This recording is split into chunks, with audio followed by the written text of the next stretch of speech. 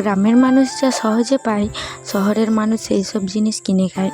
এই কথা বলার কারণ হচ্ছে, গ্রামের মানুষরা সবাই চাষ করে, মানে সবাই চাষি আর কি। তো চাষ করলে ফ্রিতেই অনেক কিছু খেতে পায়। শহরের মানুষের সেই সব জিনিস খেতে হলে কিনে খেতে হয়, তাই আর কি। তো যাই হোক, আজকে সকালবেলা ঘুম থেকে উঠে দেখি পাশের বাড়ি কাকুরা তাল গাছটা কেটে দিচ্ছে। তো ব্রাশ করে করে গিয়ে আমি 2-3টা মতো তাল নিয়ে এসেছিলাম, আর বাবা 2-3টা মতো করে মানে তাল নিয়ে এসেছিলো। তো তার থেকে একটা বাবা কেটে দিচ্ছে। তাল খাওয়ার আনন্দটা একটা আলাদা। আগে যখন ছোটো ছিলাম তখন সবাই মিলে ছুটে ছুটে যেতাম তাল কাটলে তাল খাওয়ার জন্য।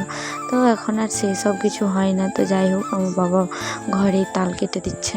তো খাবো বলে আমি পাশে বসে বসে দেখছি, তালটা নষ্ট বেরিয়েছে, দুঃখের বিষয়। তো যাই হোক, তাল কাটাকাটি সব শেষ হওয়ার পরে আমি পাশের বাড়ি জেঠিমাদের বাড়ি গেছিলাম অন্নপূর্ণা ভাণ্ডারের জন্য ডকুমেন্টস করতে।